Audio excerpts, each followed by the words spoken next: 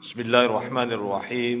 Qala al-musannifu rahimahullahu ta'ala wa adama nafa bihi wa bi'ulumih. Al-udhiyah, berkurban. Ini ada permintaan khusus dari Ketua DKM Masjid Jami Al-Muharram. Kita tidak melanjutkan yang sebelumnya, ditunda. Karena sebentar lagi kita akan memasuki bulan Dzulhijjah, di mana di bulan tersebut disunnahkan untuk berkurban. Jadi malam ini kita bahas khusus tentang udhiyah dan saya bagi menjadi dua bagian, karena untuk sekaligus tak mungkin terlalu panjang. Yang pertama kita lihat definisi udhiyah. Al-udhiyatu lughatan ismun lima yudhha bih. Udhiyah, korban, secara bahasa maknanya adalah sebutan untuk hewan yang disembelih.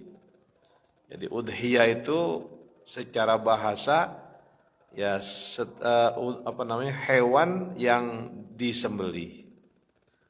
Ya, umum hewan apa saja. Ini secara bahasa.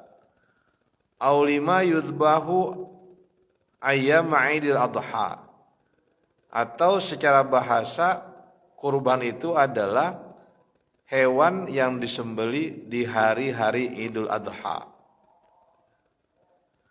Wa fiqhan, dan secara fikih, ya, bukan secara lughawi, tapi secara fikih yang dimaksud dengan kurban adalah hiya dzabhu hayawanin mahsusin biniyatil qurbati fi waqtin mahsusin.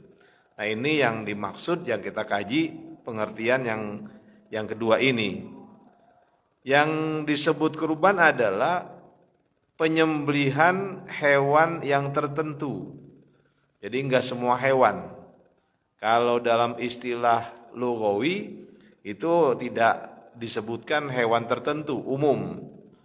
Namun ketika dimaknai secara fikih, yang namanya kurban adalah penyembelihan hewan yang tertentu, hewan ternak, ya, kambing, domba, sapi, unta, kerbau, ya, itu yang sah dijadikan sebagai hewan kurban. Biniyatil qurbah, dengan niat mendekatkan diri pada Allah Subhanahu wa taala fi waqtin mahsusin, pada waktu yang tertentu. Berarti ada waktu-waktunya, ya. Tidak sembarang hari kita kurban.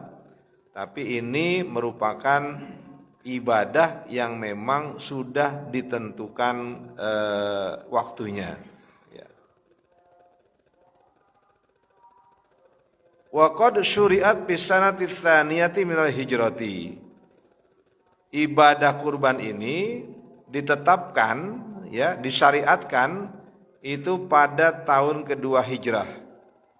Ini bersamaan dengan ditetapkannya zakat dan sholat 2 hari raya.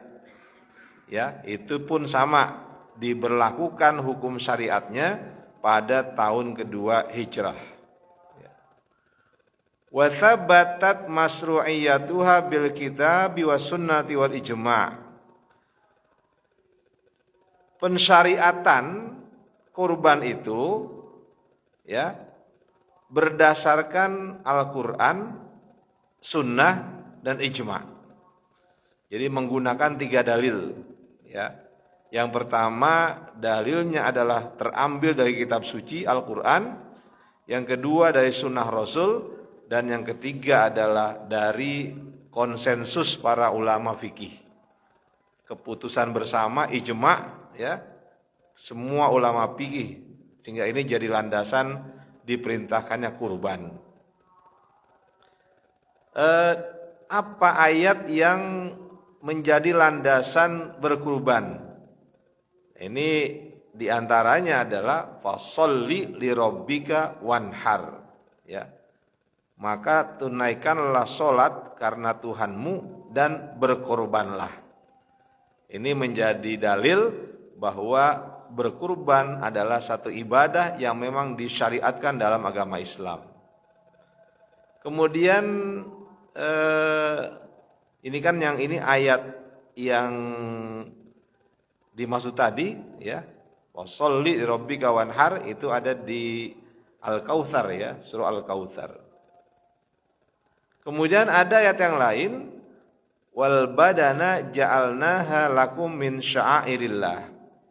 Unta-unta kami jadikannya ya untuk kalian bagian dari syiar agama Allah. Ya, jadi dengan adanya kurban ini agama Islam itu syiar ya. Min a'lami dinillah itu menjadi tanda-tanda agama Allah. Wa amma sunnatu, adapun dalil sunnah ada beberapa hadis. Di antaranya hadis riwayat Siti Aisyah di mana beliau mengatakan ma'amila ibnu adama yauman nahri amalan ahabbu ila Allah taala min iraqatid dam. Tidak ada amal perbuatan manusia di hari nahar sebagai amal yang lebih dicintai oleh Allah taala ya daripada menumpahkan darah hewan kurban. Jadi ketika datang hari nahar, ibadah yang paling disukai oleh Allah adalah saat ditumpahkannya darah hewan kurban. Innaha la ta'ti yaumal qiyamati biquruniha wa azlafiha wa asy'ariha.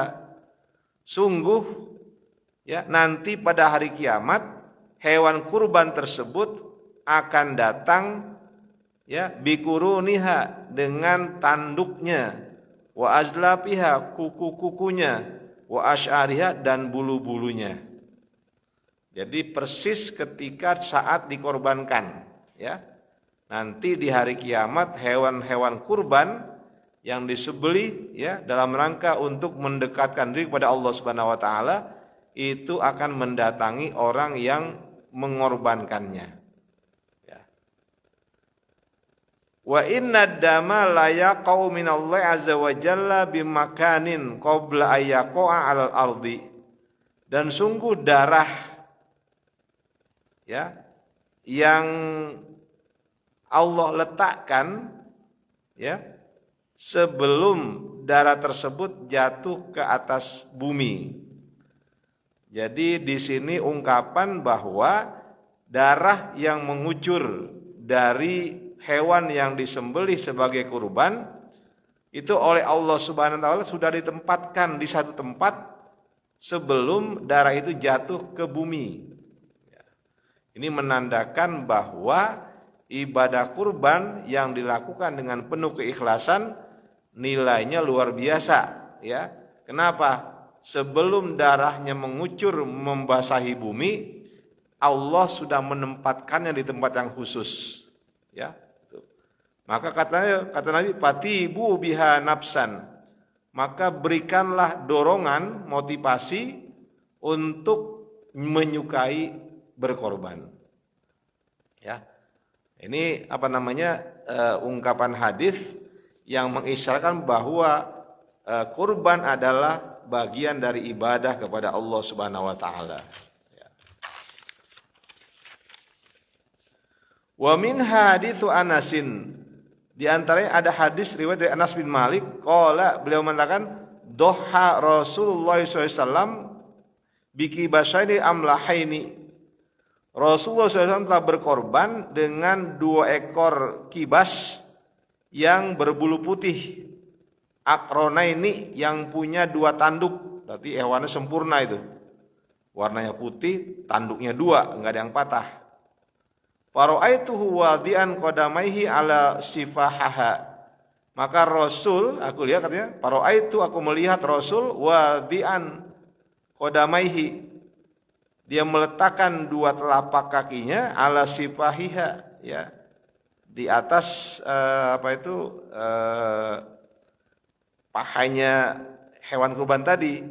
Yusammi, Nabi membaca bismillah, wa yukabbir ya, yusammu wa yukabbiru, Nabi baca bismillah dan bertakbir. fadzabahahuma biyadih, lalu Nabi menyembelih kedua kibas tadi dengan tangannya sendiri. Ya, gitu. Jadi ini hadis ya yang kembali memperkuat bahwa memang Rasul telah melakukan korban dan itu menjadi syariat. Wa ajma'al muslimuna ala masru'iyatil udhiyati. Seluruh umat Islam telah berijma', berkonsensus ya tentang disyariatkannya berkurban. Wa dallatil ahaditsu ala annaha ahabbul a'mali ila Allah yauman nahar. Hadis-hadis yang disebutkan di atas itu menunjukkan bahwa amal yang paling dicintai Allah di hari nahar adalah berkorban. Kemudian wa annaha ta'ti yaumal qiyamati ala sifatil lati dzubihat alaiha. Dan yang kedua, nanti hewan korban tersebut akan datang kepada orang yang mengorbankannya dalam kondisi seperti saat dia disembelih. Ya, itu seperti itu. Wa yaqa'u damaham bimakanin minal qabuli qabla ayyaqal al-ardi. Indikasi yang ketiga, ya, Allah meletakkan darah korban tadi di satu tempat yang khusus sebagai sebagai tanda diterimanya korban tersebut sebelum darah itu jatuh ke tanah. Ya, yang berikutnya wa innaha sunnati Ibrahim, dan berkorban merupakan sunnahnya Nabi Allah Ibrahim liqaulihi ta'ala, berdasarkan firman Allah Ta'ala wa padainahu bidzibhin azim. Aku menggantinya, ganti Ismail ya, bidzibhin azim, dengan sembelihan yang mulia. Ya. Ini menandakan apa? Semuanya memperkuat, ayatnya ada, hadisnya ada. Dari atas dasar itu maka seluruh umat Islam sepakat berkonsensus bahwa ibadah kurban adalah ibadah yang disyariatkan. Kemudian apa hikmah dari berkurban? Kenapa kita berkurban? Ya. Kenapa kita diperintahkan untuk berkurban? Wal hikmatu min tasri'iha, dan hikmah disyariatkannya berkurban adalah huwa syukrullahi ala ni'amihil muta'addidah, yaitu sebagai ungkapan syukur atas nikmat dari Allah yang jumlahnya berbilang. Jadi begitu banyak nikmat yang Allah berikan, maka kita menyembelih hewan kurban sebagai rasa syukur atas nikmat-nikmat yang banyak itu. Satu itu hikmahnya. Yang kedua, wa ala baqail insani min amin li amin. Karena kita ini sudah diberikan kesempatan hidup dari tahun ke tahun. Sudah setahun kita masih diberikan umur panjang, kurban. Ya. Kenapa? Bersyukur juga itu. Berikutnya 1 tahun lagi sampai hari nahar kita masih hidup. Maka kita bersyukur, kita kurban, dan seterusnya begitu. Yang ketiga, walitakfiri sayyiati anhu, dan karena akan dihapus dosa-dosa yang pernah kita lakukan. Imma birtikabil mukhalafati, ya, ada kalanya dosa tersebut karena kita melanggar perintah Allah, ya, au naqsil ma'murati, atau kita tidak memaksimalkan atas apa yang Allah perintahkan pada kita. Allah perintahkan kita sholat, ternyata sholat kita itu banyak lubangnya. Ya, Allah perintahkan kita mungkin bersodakoh, ternyata juga ada cacatnya. Nah, itu dengan berkorban, ya, diharapkan dosa-dosa tersebut menjadi terhapus. Kemudian yang keempat, ya, hikmah dari korban, walid tausiati ala usratil mudhahi wa ghairihim. Dengan berkorban maka itu akan meluaskan, ya, meluaskan terhadap keluarga yang berkorban dan yang selain mereka. Artinya apa? Tausiah itu dalam artian kita ini mendapatkan makanan yang enak. Ya, kita bisa makan, kemudian kita bisa berikan kepada orang lain. Nah, ini menandakan apa? Tausiah, ya. Ada keluasan bagi kita itu untuk menikmati daging korban. Fala yujzi'u biha daf'ul qimah. Maka tidak sah dalam berkorban dengan mengalihkannya dengan uang. Kita pakai harganya, umpamanya berapa? Harga kambing umpamanya 3.500.000. Nah, kita ambil tuh uang 3.500.000, kita niatan untuk korban, kemudian kita serahkan kepada fakir miskin. Itu enggak sah korbannya. Sebab korban itu adalah dengan menyembelih hewan. Ya. Kalau kita menggantinya dengan uang, itu enggak bisa. Ya, enggak bisa itu. Karena sekali lagi berkorban adalah menyembelih dengan cara menyembelih hewan-hewan tertentu. Ya. Bikhilafi shadaqatil fitri allati yaqsidu minha sadda hajatil faqiri. Berbeda dengan zakat fitrah, ya, yang memang ditujukan untuk mengatasi kebutuhan orang fakir. Boleh pakai uang. Kita zakat fitri pakai uang. Kalau menurut mazhab Hanafi boleh, ya. Kalau mazhab Syafi'i kan nggak bisa, gitu ya. Harus ya beras gitu, makanan pokok. Tidak bisa kita itu zakat dengan uang, zakat fitri ya. Zakat fitri itu pakai uang nggak bisa. Maka paling kita nitip, saya titipkan uang ini untuk zakatku ya, dan nanti tolong dibelikan beras gitu ya. Kalau mau pakai uang ikut Imam Hanafi, tapi jangan dihargai 3,5 liter dikali 15.000, enggak. Itu nilainya bisa sampai 200 ribuan, paling murah. Jadi kalau kita mau zakat fitri pakai uang, bukannya ngitung 3,5 liter dikali 15.000 karena harga beras segitu mungkin, enggak. Tapi hitungan Imam Hanafi itu kalau kita ingin mengganti zakat fitri dengan uang, itu sekitar 200 ribuan lah, itu yang paling rendah. Kalau dia mengukurnya pakai kurma, ya satu sok kurma, itu harganya berapa? Gitu. Ya, maka kalau zakat fitri pakainya berapa? 3,5 liter kali 15.000, berarti cuma sekitar 60 ribuan. Itu enggak sah. Gitu. Ya. Nah, di sini kaitan dengan bandingannya dengan apa? Dengan udhiyah, berkorban. Ya, berkorban sama sekali tidak boleh menggunakan uang. Ya, artinya memberikan uang kepada orang-orang yang kita anggap sebagai korban, itu nggak bisa. Ya. Semua ulama sepakat itu tidak bisa. Tapi kalau zakat fitri pakai uang, masih ada jalan dari Imam Hanafi, ya, itu masih boleh, tapi dengan nilai yang lebih tinggi dari perkiraan yang pakai beras itu. Ya.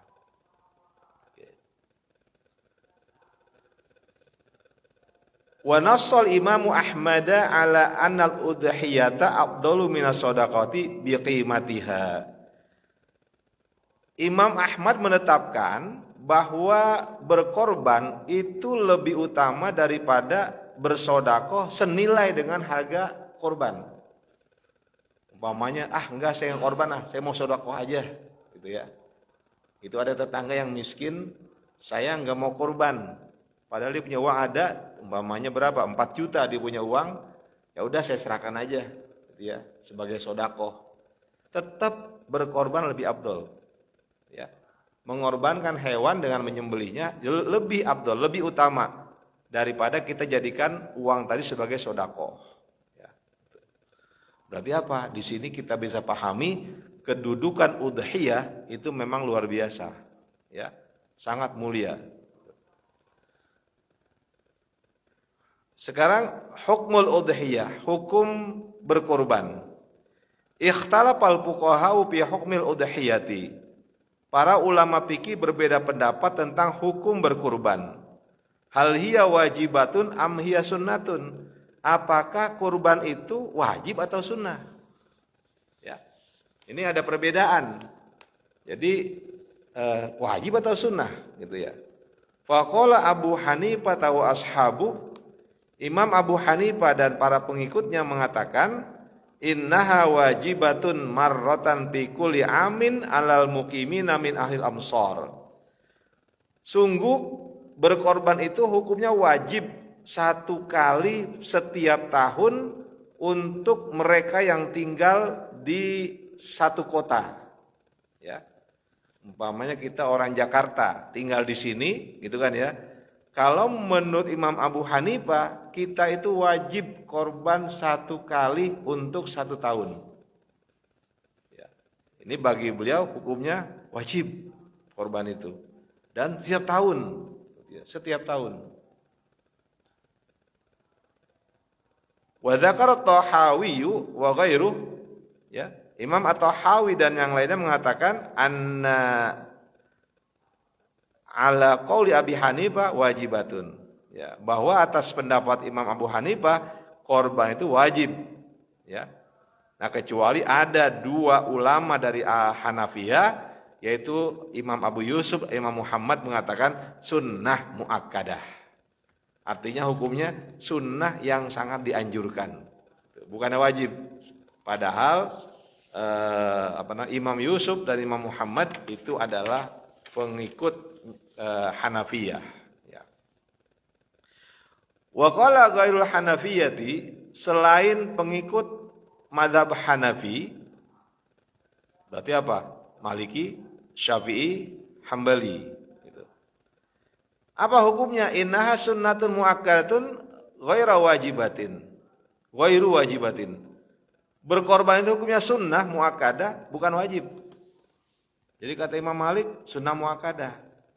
Kata Imam Syafi'i, sunnah muakkadah. Kata Imam Ahmad bin Hanbal, sunnah muakkadah. Ya, ghairu wajibah, bukan wajib. Wa yukrahu tarkuha lil qadiri 'alaiha. Hukumnya makruh tidak berkorban padahal dia mampu. Dia punya uang, ya. Kemudian dia korban. Ini hukumnya adalah makruh. Wa dzalika 'indal malikiyati 'alal masyhuri li ghairil haji biminan. Ya. Kesunahan tersebut yang sunnah muakkadah itu menurut kalangan Malikiyah yang masyhur adalah untuk orang yang tidak berhaji. Ya. Kalau orang lagi haji enggak korban ya enggak apa-apa. Tapi orang yang tidak dalam keadaan berhaji, dia mampu berkorban, dia enggak korban, maka hukumnya adalah makruh. Wal akmalu indahum lil qadiri ayyudhi an kulli syahrin indahu udhiyah. Yang paling sempurna menurut kalangan ulama Malikiyah, bagi orang yang mampu untuk berkorban, an kulli syahsin, setiap orang indahu udhiyah, dia harus korban, ya. Jadi sunnahnya setiap orang korban bagi yang mampu. Fa in arada insanun ayyudhiya bi nafsihi an kulli man indahu mimman tajibu alaihi nafaqatuhu jaza fil madhhab. Menurut kalangan Imam Maliki, bila seseorang menginginkan berkorban untuk dirinya, ya, an kulli man indahu mimman tajibu alaihi nafaqatuhu jaza fil madhhabi. Yang juga dia niatkan untuk orang-orang yang dia wajib memberikan nafkah kepada orang tersebut, jaza bil madhabi, menurut madhab ini boleh, ya. Jadi dia berkorban kemudian dia niatkan untuk keluarganya, ya, ini kata dia boleh gitu. Wa hiya 'inda Syafi'iyyati sunnatu ainin. Berkorban menurut ulama Syafi'iyah hukumnya sunnah ain, sunnah individu. Jadi sunnahnya individual. Itu menurut paham Imam Syafi'i, ya. Lil munfaridi fil umri marratan, yaitu setiap orang sepanjang usianya cukup sunnah ainnya 1 kali. Ya. Udah cukup tuh korban selama dia hidup 1 kali korban, pernah dia berkorban. Ini menurut kalangan Syafi'iyah sudah cukup, ya. Kalau itu merupakan sunnah aini, ya, sunnah aini. Wa sunnatu kifayatin, yang kedua kata Imam Syafi'i bisa saja itu menjadi sunnah kifayah in ta'addada ahlul bait, jika keluarganya jumlahnya banyak. Apa artinya begini? Umpamanya saya punya keluarga, anak saya 4, istri saya 1, gitu kan ya.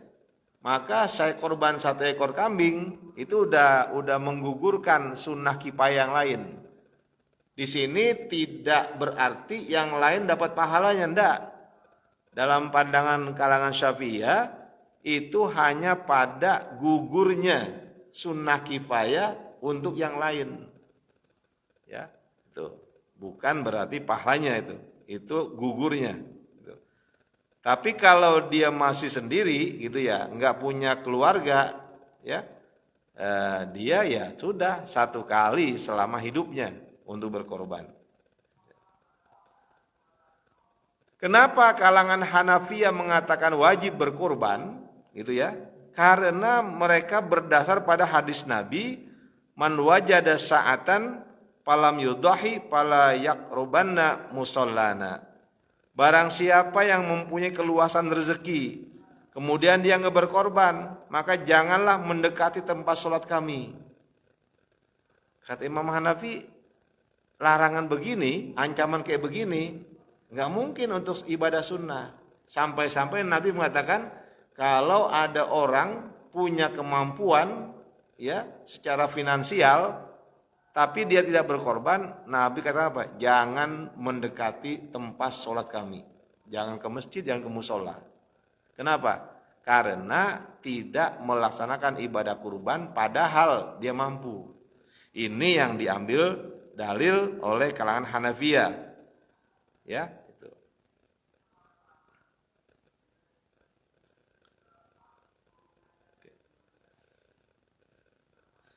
Nah, kemudian kenapa yang lain selain kalangan Hanafi yang mengatakan itu sunnah? Nah, ini dasarnya adalah kenapa disebut hukumnya sunnah? Ada hadis riwayat dari Ummi Salamah di mana dia mengatakan Rasul pernah bersabda, "Idza ra'aitum hilala dzilhijjati wa arada ahadukum ayyudhiya falyumsik an sya'ri wa azbari." Barang siapa yang melihat hilal bulan Zulhijjah, nah besok ada sidang isbat tuh, tanggal 29, ya, hari Rabu itu ada sidang isbat, akan ditetapkan apakah hari Kamisnya tanggal 1 Zulhijjah atau hari Kamis 30 Dzulqa'dah. Ya. Nah kalau udah dilihat tuh, udah ada hilal malam Kamis besok tuh, Rabu maghrib udah ada hilal. Wa arada ahadukum ayyudhiya, dan ada salah seorang di antara kalian ingin berkorban, fal yumsik an sya'ri wa azbari, maka dia hendaknya menjaga untuk tidak mencukur rambutnya dan memotong kukunya. Jadi kalau kita niat korban nih, pas besok nih hari Rabu maghrib, ternyata diumumkan besok Kamis, ya, atau hari itu maghrib sudah masuk 1 Dzulhijjah, maka kita yang ingin berkorban nggak boleh, ya, dianjurkan untuk tidak memotong rambut kita dan tidak memotong kuku sampai nanti pelaksanaan penyembelihan.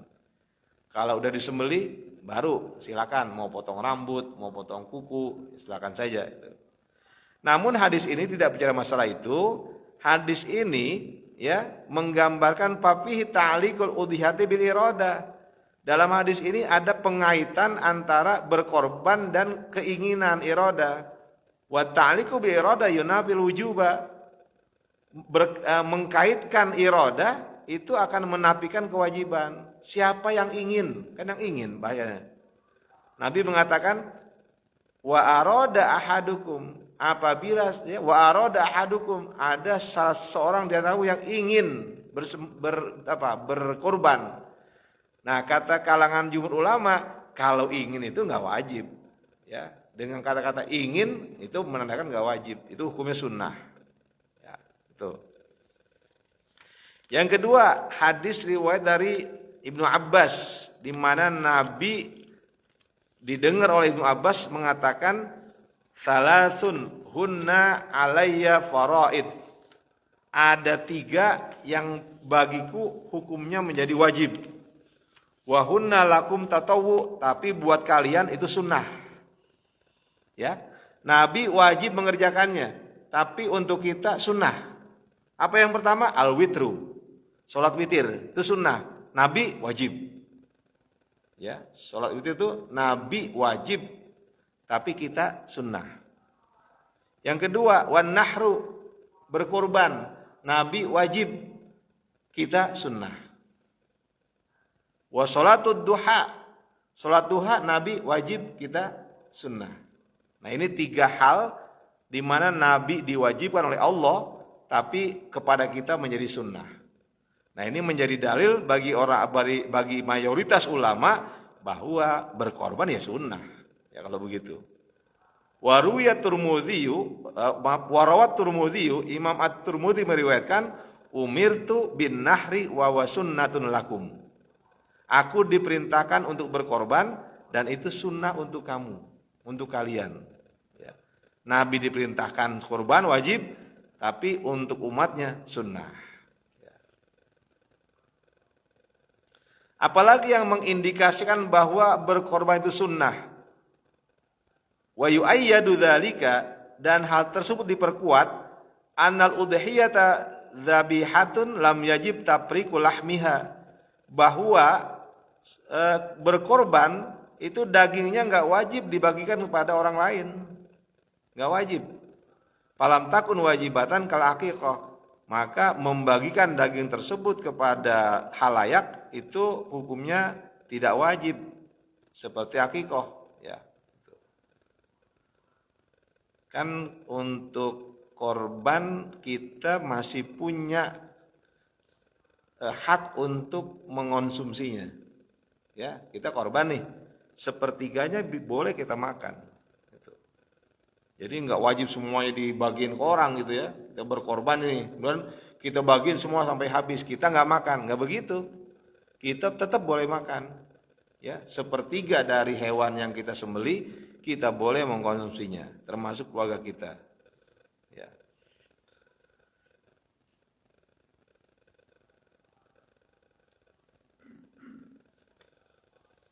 Oke. Kemudian kalangan Syafi'iyah mengambil dalil tentang sunnah kifayah, ya. Sunnah kifayah likulli baitin, untuk setiap rumah. Ini karena ada hadis, ya, di mana Nabi mengatakan, ya ayuhan nas ala kulli ahli baitin bi kulli amin udhiyah. Wahai manusia, setiap satu keluarga itu sunnah untuk berkorban setiap tahun. Lagi dan ayah Pak. Jadi kita gilir ini, umpamanya tahun ini kita, tahun besok istri, tahun berikutnya anak satu, tahun berikutnya anak kedua, terus saya diputar begitu, ya. Itu cukup satu nggak apa-apa, kita terus saya bergilir diputar terus. Jangan sampai kita ini tidak berkorban, itu ya. Oke. Berikutnya bagian akhir, ya. Karena Pak Ibnu mesen jangan sampai Isya, biar ada ruang sedikit untuk dialog. Ya. Syarat-syarat kurban. Yang pertama, syurutu ijabil udhiyati au sunniyatiha, syarat diwajibkannya berkorban atau disunnahkannya. Karena ada 2 pendapat. Kalangan Hanafi bilang wajib, yang lain bilang sunnah. Nah, apa syaratnya? Yustaratu ijabil udhiyati indal hanafiyati au sunniyatiha indal aimatul akharin al-qudratu alaiha. Syaratnya mampu. Kalau kita mampu, maka menurut kalangan Hanafiyah hukumnya wajib. Kalangan jumhur selain Hanafiyah mengatakan sunnah muakkadah. Kalau mampu. Fala tutlabu minal ajizi anha bi ayami Idul Adha. Maka kepada orang yang tidak mampu tidak dituntut untuk berkorban di hari-hari Idul Adha. Yang nggak mampu, ya, gitu. Kalau nggak mampu ya jangan berkorban, begitu kan ya. Gitu. Nah sekarang ukuran mampu bagaimana? Ukuran mampu seperti apa? Ini beda-beda pandangannya, ya. Wal maksudu bil qudrati indal hanafiyati, yang dimaksud dengan mampu di kalangan ulama Hanafiyah, wal yasaru ayyasarul fitrati, yaitu di saat mendapatkan kemudahan secara fitrah, secara alami. Wa huwa ayyakuna malikan mi'atai dirhamin alladzi wa nisabuz zakah, yaitu orang yang memiliki 200 dirham yang merupakan nisab zakat. Itu ukurannya. Punya uang 200 dirham, ya, itu ukuran sudah mulai wajib udhiyah, ya. Oh, ini 200 dirham nisab zakat, termasuk besar itu, ya. Besar sekali kalau 2 dirham di sini.